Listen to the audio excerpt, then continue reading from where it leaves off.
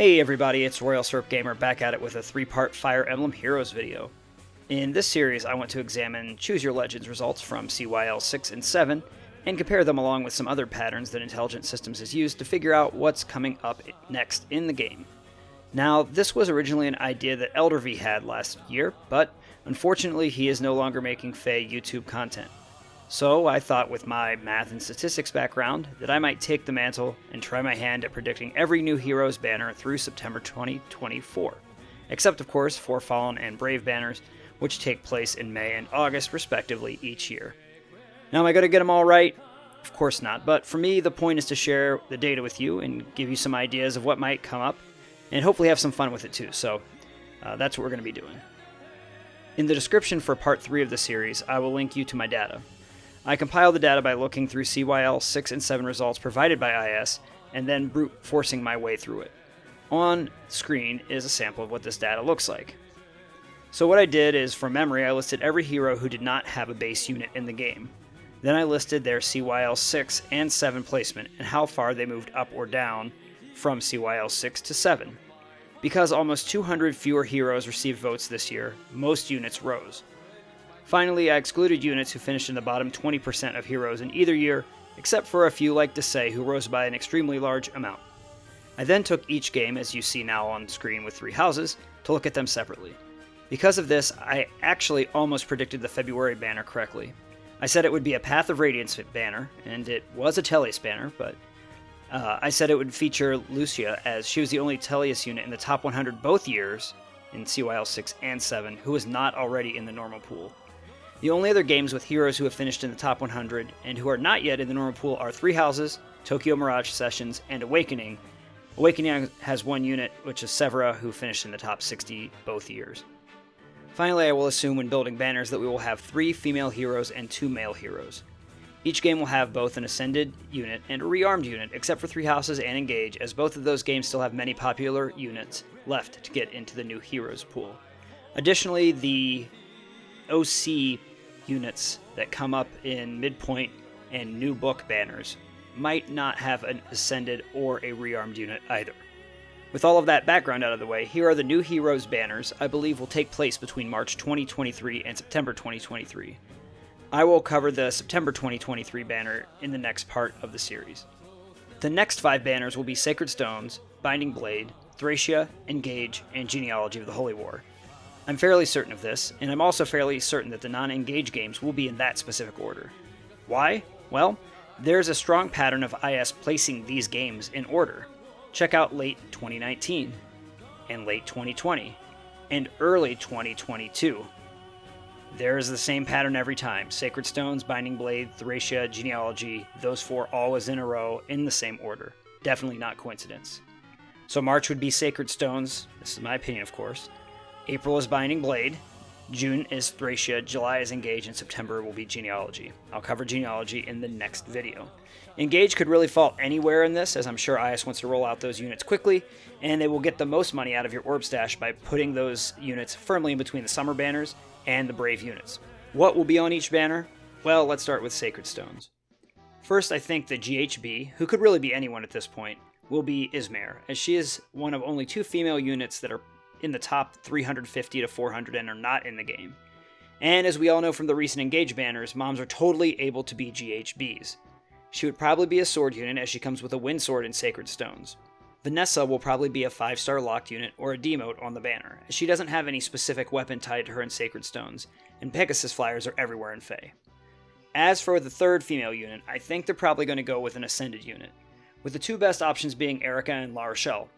Depending on who the other 2 units are on the banner, each one could fill a niche, with Erica probably being a sword and La Rochelle most likely being a staff or magic unit. Erica is a former CYL winner, and La Rochelle finished 92nd in CYL 6, which is what I would base this banner on. Finally, for the demoted male and rearmed unit. If La Rochelle is the Ascended pick, I'd say Franz would be the demoted unit, as he is pretty popular and would fill the sword role well. However, if Erica was the Ascended pick, the choice would be less clear, but probably between Mulder and Garcia, because we all know the demote pool needs more axes and staves. Finally, for the rearmed hero, I think it's pretty clear it's going to be Leon.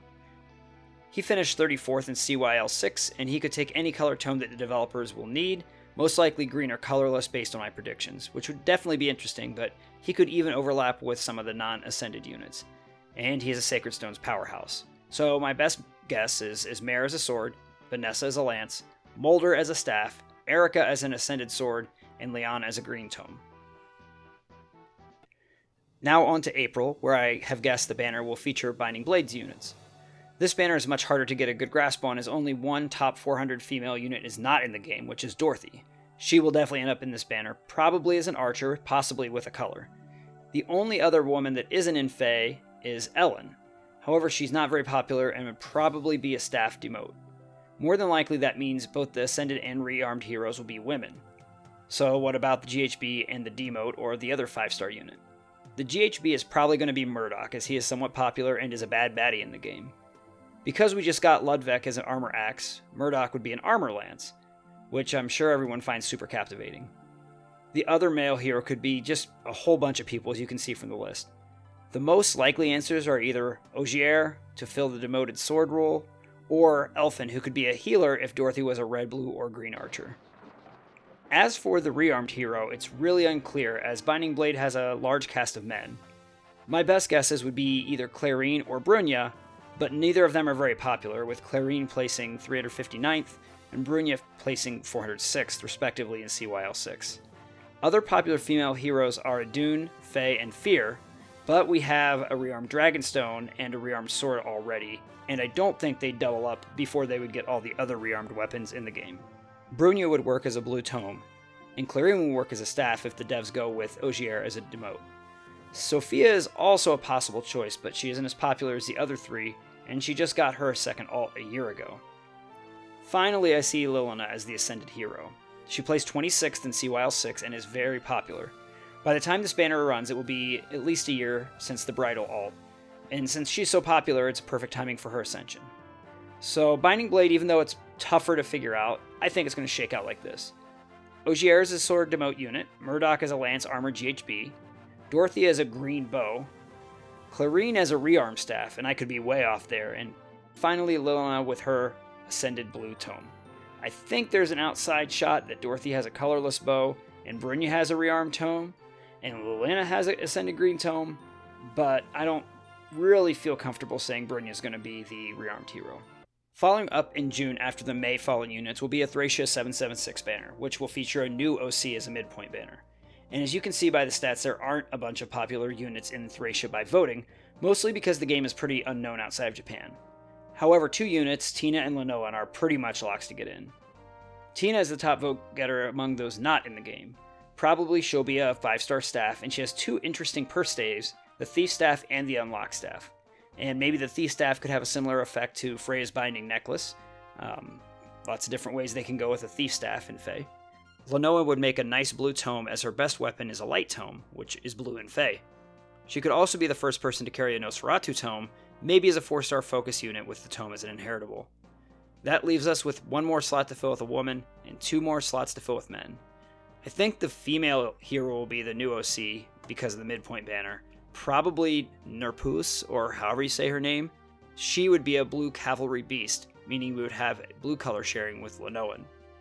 Onto the GHB, this is really hard to peg because none of the villains in Thracia place very high in voting.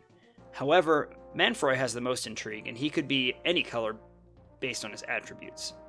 However, he would be the first free colorless tome in the new heroes pool. Halloween Zane was a 4-star focus, and he also carries Jormungandr, and while not special in the Genealogy Thracia game, it could be a new entry in Fae. Finally, the Ascended hero has many options.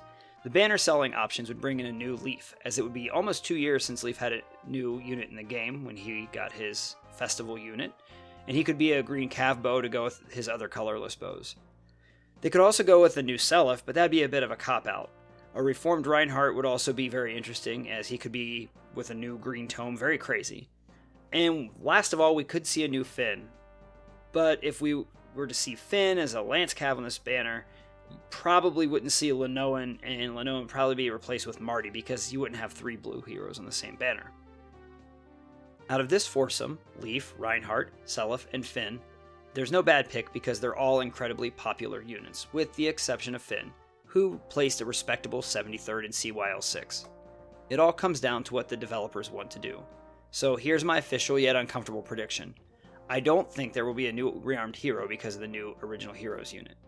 My prediction is that Tina will come into the game as a 5-star staff, Lonoan would have a blue tome, then after that Nurpuz would be the blue cavalry beast, meaning we would have color sharing. Manfroy, the GHB, would have some kind of tome, maybe a colorless tome, not really sure there.